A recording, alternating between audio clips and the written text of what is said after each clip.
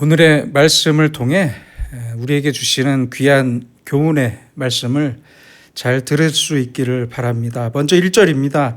악인의 형통함을 부러워하지 말라. 이 말씀은 사실 성경에 여러 번 반복되는 말씀입니다.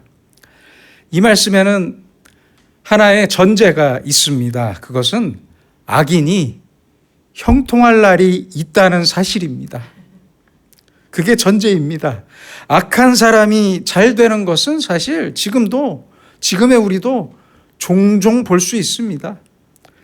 그래서 우리는 생각합니다. 아니, 어떻게 저렇게 악한 사람이 잘 될까? 선한 사람은 망하고, 아니, 왜 악한 사람이 잘 되는 것일까? 왜 이런 일이 있어야만 하나? 이렇게 생각할 때가 있습니다. 어쩌면 이 생각은 누구나 일생 동안 계속 품게 되는 생각인 것 같습니다. 고민 같습니다. 또한 우리의 믿음도 높이 성장할 때가 있는가 하면 아주 곤두박질 칠 때가 있습니다. 바다에 밀물과 썰물이 있는 것처럼 우리가 믿음으로 충만하고 은혜로 충만할 때는 사실 악인의 형통이 잘 보이지 않습니다. 그렇죠? 악인의 멸망이 오히려 잘 보입니다. 저 사람 결국 그렇게 악하게 살더니 저렇게 망하는구나. 이렇게 악인의 멸망이 보이고 동시에 의인이 잘 되는 게 보여요. 저 집사님, 저 권사님은 그렇게 신앙생활을 잘하시더니 저렇게 좋은 일들이 생기는구나. 저 사람의 의로움과 그 의로운 생활이 잘 보여요. 여러분, 하나님은 우리에게 복을 주실 때 완전한 모습을 보고 복을 주시는 게 아닙니다. 이 세상에 완전한 사람이 어디 있습니까? 없습니다. 하나님 입장에서도 완전한 사람을 어떻게 찾으시겠습니까? 완전한 사람은 없어요. 그래서 조금 부족한 점이 몇 가지 있더라도 또한 몇 가지라도 마음에 드시는 게 있으면 하나님은 그것을 보시고 그 사람에게 복을 주십니다. 흔히들 말하는 성공한 사람들을 가만히 보면 이상하게 겸손한 모습을 갖고 있는 사람들이 있어요. 그런 사람들이 보여요. 제 주위에도 성공한 사람들을 보면 저렇게 순진한 사람이 어떻게 그렇게 큰 돈을 벌 수 있었을까 하는 생각이 들 때가 있어요. 전혀 악의가 없고 너무 겸손한 사람 같아요. 저런 사람이 어떻게 숨막히는 정글과 같은 환경에서 성공할 수 있었을까? 그렇게 생각할 정도로 겸손한 사람이에요. 그게 첫 번째 특징이고요. 또 하나의 특징은 주위에 성공한 사람들을 보니까 부모님에게 공경하더라고요. 부모님을 공경해요. 나이 많으신 부모님을 잘 모시면서 살더라고요. 부모님을 공경하는 집, 효도하는 집에 하나님께서 큰 복을 주시는 것을 분명히 우리는 눈으로 볼 수 있습니다. 확인할 수 있습니다. 특별히 목사 입장에서 신방을 해보면 아주 확실하게 볼 수가 있습니다. 그런데 그런 의인의 복은 잘 보이지 않고 반대로 악인의 형통함이 눈에 잘 보일 때가 있어요. 악한 사람이 왜 저렇게 잘 살까? 악한 사람 잘 사는 것만 내 눈에 먼저 보이고 잘 보인다면 내 믿음은 지금 땅에 떨어지고 바닥을 치고 있는 순간이라는 것을 잊지 마시기 바랍니다. 선한 사람이 잘 되는 것을 먼저 보면서 역시 하나님은 온유하고 겸손한 자에게 복을 주시는구나. 그런 생각이 먼저 들 때가 내 믿음이 좋을 때입니다. 잊지 마세요. 그러니까 오늘이라도 악한 사람이 잘 되는 게 먼저 눈에 띄고 잘 보이고 내 마음을 괴롭힌다면 지금이라도 엎드려서 기도하고 회개해야 합니다. 회개해야 해요. 내가 지금 뭔가 잘못된 길을 걷고 있다는 뜻이에요. 내 마음과 내 생각이 잘못된 곳으로 빠져들고 있다는 거예요. 악인의 형통을 부러워하면 조금 후에는 나도 그 악인과 같은 길을 가게 됩니다. 잊지 마세요. 사람은 부러워하는 대로 따라가잖아요. 내가 좋아하는 대로, 내가 생각하는 대로, 내 마음이 가는 대로 내 성품이 따라갑니다. 그 성품이 습관이 되고 내 운명이 되는 거예요. 그러므로 내 마음을 잘 다스려야 합니다. 내 마음의 관심이 의인의 복이 아닌 악인의 형통을 먼저 보고 부러워하기 시작하면 어느 사이에 나도 그처럼 악인의 길을 가게 된다는 말씀입니다. 그래서 1절 뒷부분입니다. 그와 함께 있으려고 하지도 말지어다. 얼마나 강한 말씀입니까? 다른 사람이 돈을 많이 벌고 잘 사는 것만 생각했지, 그 사람의 삶이 의로운 삶이냐 불의한 삶이냐는 전혀 생각하지 않았어요. 예수님께서는 마태복음 6장 33절에서 말씀하셨습니다. 너희는 먼저 그의 나라와 그의 의를 구하라. 얼마나 귀한 말씀입니까? 우리 그리스도인의 눈에는 잘 살고 못 사는 게 중요한 게 아니에요. 그렇잖아요. 의로운지 불의한지, 죄인인지 의인인지, 겸손한지 교만한지, 이것이 먼저지. 그렇잖아요. 부하고 가난하고 뭐 잘 살고 못 사는 건 중요하지 않다는 말씀입니다. 내가 무엇에 관심을 두고 있는지를 그래서 날마다 스스로 돌아보며 살아야 합니다. 계속 살펴야 합니다. 형통하고 못하고는 중요하지 않아요. 문제는 악인이냐 의인이냐 하는 것입니다. 그게 중요한 것입니다. 그래서 우리의 마음은 언제나 그의 나라와 그의 의를 구하는 마음이 먼저 있어야 한다는 말씀입니다. 그와 함께, 악인과 함께 있지 마라. 아무리 잘 살고 크게 성공하고 뭐 대단한 사람 같아 보여도 그 속에 악이 있다면 속히 관계를 끊으라는 말씀입니다. 잘 생각하셔야 합니다. 그래야만 내 작은 의를 지킬 수 있기 때문입니다.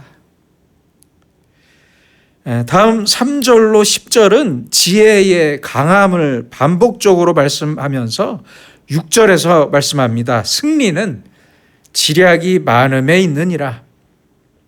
멍청하게 힘으로만, 무력으로 또는 정치력으로, 경제력으로 이기려고 하지 말라는 말씀입니다. 문제는 지혜입니다. 지혜가 있어야 합니다.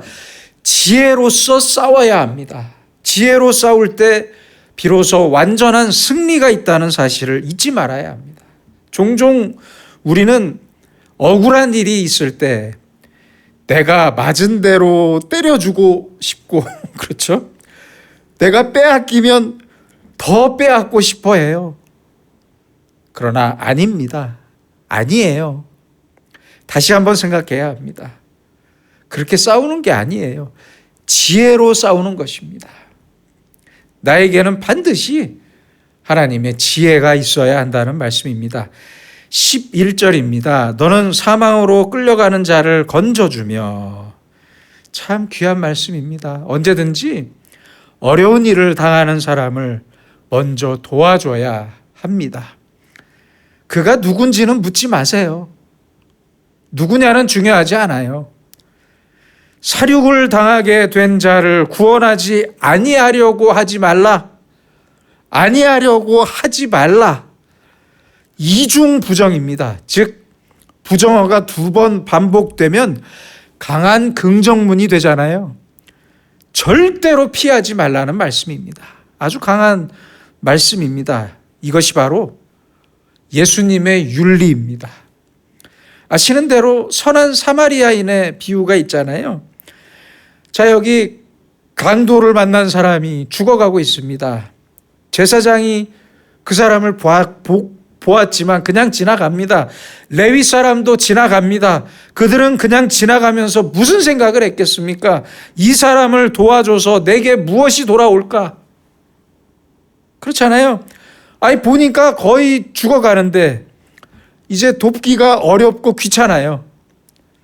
또 강도가 아직 그곳을 안 떠나고 근방에 있을 수도 있잖아요. 괜히 도와주다가 나도 강도를 만날 수가 있어요. 또 이 사람 때문에 시간을 지체하면 내가 해야 할 일을 못하게 돼요. 제사장 일도 해야 하고 할 일이 많은데 내 일을 못하게 되거든요. 그래서 못 본 채 하고 지나갔어요. 그런데 사마리아 사람은 왜 도와줬겠습니까? 내가 안 도와주면 이 사람은 죽어요. 지금 나와 이 사람이 만난 것이 하나님의 뜻 같아요. 뜻인 것 같아요. 그래서 나를 여기로 보내신 것처럼 생각이 들어요. 하나님이 은혜 가운데서 저 사람을 만나게 하신 거예요. 내가 안 도와줘서 이 사람이 죽는다면 나는 간접살인을 하게 되는 것입니다. 도와줘야 할 사람을 도와주지 않는다면 내 의무를 버린 것입니다. 내 의무를 유기한 거예요. 그것이 바로 죄가 되는 것입니다. 깊이 생각해야 합니다. 구원하지 아니하려고 하지 말라. 내가 반드시 도와줘야 한다는 말씀입니다. 그런데 어떤 사람들은 죽어가는 사람을 외면합니다. 그런 사람들 많아요. 어렵다는 말을 들었어도 눈 하나 깜빡하지 않습니다. 잊지 마세요. 이것은 죄입니다. 큰 죄입니다. 2015년 10월 2일 오전 10시에 서울랜드가 위치한 지하철 4호선 대공원역에서 63살인 시각장애인 할머니가 선로에 떨어져서 피를 흘리고 있었습니다. 42살의 서울랜드 직원이었던 김성규 씨는 이 상황을 보고 급히 119에 신고하고 바로 선로로 내려갔습니다. 반대편 선로에 남성 2명에게 도움을 청했지만 그들은 도와주지 않았습니다. 쳐다만 볼 뿐이었고 도와주질 않았어요. 그런데 이게 웬일입니까? 멀리서 지하철이 들어오기 시작했습니다. 그 지하철의 불빛을 보면서 김성규 씨는 할머니와 같이 그 선로 옆 배수로로 기어 들어가서 살 수 있었습니다. 그는 이렇게 말했습니다. 저 할머니가 죽을 수 있겠다는 생각 말고는 아무런 생각이 들지 않았습니다. 들어갈까 말까 이런 생각 없이 구해야겠다는 생각뿐이었습니다. 이 김성규 씨의 좌우명이 착하게 살자였대요. 착하게 살자. 아니 무슨 조폭도 아니고 착하게 살자였대요. 평소에도 힘들게 리어카를 끌고 가는 노인분들을 보면 자신이 끌어주었다고 합니다. 우리의 주변을 잠깐만 돌아봐도 우리가 도와줘야 할 사람들이 많습니다. 우리가 도와주지 않으면 저 사람은 죽을 수도 있어요. 그러니 따질 게 없습니다. 뭐 돕는 게 옳은 일이냐 그런 일이냐 내게 무슨 이익이 있냐 없냐를 생각할 시간에 저 사람이 죽는다니까요. 무조건 도와줘야 합니다. 먼저 돕고 그리고 나서 생각하면 됩니다. 오늘 말씀은 바로 그것을 말하고 있습니다. 건져주고 구원해라. 너는 사망으로 끌려가는 자를 건져주며 라고 말씀합니다. 사망으로 죽어가는 사람이에요.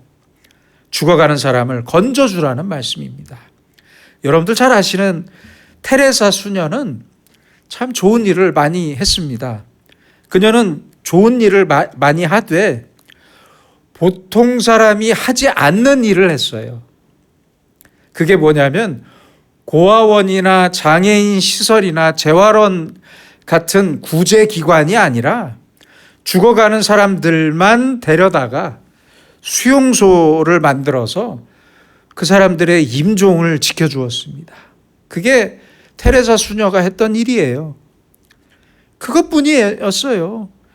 살려서 건강한 사람으로 만들어서 다시 일할 수 있게 했던 게 아니라 죽어가는 사람을 데려다가 위로해주고 평안하게 죽도록 도와줬어요. 그 일을 했어요. 평생 동안 그런 일을 했어요. 사람들이 말하길 당신이 좋은 일을 하긴 하는데 아니 금방 죽을 사람을 뭐하러 그렇게 돕습니까? 한마디로 비생산적이라는 말이죠. 아니 그런 일을 왜 하냐고 사람들이 물었어요. 그런데 테레사 수녀의 마지막 말이 참 너무 아름답습니다. 저 사람들도 기쁨으로 죽을 권리가 있습니다. 예수를 믿고 그리스도를 영접하고 기쁨으로 죽을 권리가 있습니다. 한평생 어렵게 살고 빼앗기며 살았지만 마지막 죽는 그 순간이라도 그리스도의 사랑을 느끼고 구원받고 웃으면서 죽을 수 있게 그렇게 돕는 것이 내가 해야 할 봉사라고 말했습니다. 우리는 봉사할 때 참 실리적이에요. 그렇죠? 봉사의 결과를 먼저 생각합니다. 그 결과가 내게도 중요하지만 도움을 받는 이 사람에게도 어떤 결과가 될지를 생각합니다. 걱정합니다. 그렇죠? 그런데 그런 거 생각할 필요 없어요. 오늘 말씀대로 너는 사망으로 끌려가는 자를 건져주며 사륙을 당하게 된 자를 구원하지 아니하려고 하지 말라. 피하거나 망설이지 말고 반드시 도와줘야 한다는 말씀입니다. 다음 12절은 사실 더 심각합니다. 내가 말하기를 나는 그것을 알지 못하였노라 할지라도 마음을 저울질 하시는 이가 어찌 통찰하지 못하시겠느냐? 무슨 말씀입니까? 스스로 속이지 말라는 말씀입니다. 나는 몰랐습니다. 나는 몰랐다. 그렇게 불행한 일이 있었는지 나는 보지도 못했고 듣지도 못했고 알지도 못했다. 그러니 내 잘못이 아니다. 하나님 앞에는 죄송하지만 이런 변명이 통하지 않습니다. 알지 못했다는 변명이 하나님께는 통하지 않아요. 왜요? 우리의 마음을 다 아시고 저울질 하시는 분이기 때문입니다. 사람들은 가끔 저 사람을 도와줘야겠다라고 생각을 합니다. 그런데 동시에 속으로 계산을 시작합니다. 내가 시간도 안 되고 몸도 피곤하고 돈 쓸 때도 많은데 하면서 눈을 감아버립니다. 피해요. 보세요. 마음을 저울질 하시는 이가 어찌 통찰하지 못하시겠느냐. 그리고 12절 끝에 말씀하십니다. 그가 각 사람의 행위대로 보응하시리라. 많고 적고의 문제가 아닙니다. 아주 조금이라도 도와줄 사람을 도우며 살아야 합니다. 그러나 가장 중요한 것은 이것입니다. 나와 가장 가까운 사람부터 도울 줄 알아야 합니다. 그렇잖아요. 2017년 보건복지부 통계 중에 아주 재밌는 통계가 있습니다. 장애인을 주로 도와주는 사람의 유형에 대한 통계가 그것인데요. 질문은 이것입니다. 누가 장애인을 도와주는가입니다. 주로 도와주는가? 누가 장애인을 주로 도와주는가? 그 1위가 누군지 아십니까? 배우자입니다. 39.4%예요. 2위는 부모입니다. 부모. 21.1%였고요. 3위는 누굴까요? 자녀입니다. 자녀. 16.6%였습니다. 그 외에 형제 자매가 3.7%였고 이웃은 몇 퍼센트였을 것 같습니까? 1.1%였어요. 친척은 0.5%, 친구는요 0.2%였답니다. 내가 장애인이라면, 만약 우리가 장애인이라면 날 가장 많이 도와줄 사람은 누구겠습니까? 배우자예요. 배우자. 내 아내, 내 남편, 그리고 내 가족입니다. 내 가족. 여러분, 내가 도울 사람 멀리서 찾지 마세요. 멀리서 찾지 마세요. 먼저는 내 배우자와 내 가족을 가장 먼저, 그리고 가장 많이 도와줘야 합니다. 그래야 이웃을 도울 수 있고 강도 만난 사람도 도울 수 있는 것입니다. 그렇잖아요. 위급한 상황에서는 살려주세요, 도와주세요 이거보다 훨씬 더 효과적인 게 엄마, 아빠 이렇게 외치는 거래요. 동네에서. 예. 만약에 누가 강도가 쫓아오기라도 하면 엄마, 아빠 이렇게 외치래요. 그게 더 도움이 된다는 이야기가 있는데 진짜인 것 같습니다. 제가 어렸을 때요, 은행에서 어머니를 만났어요. 우연하게.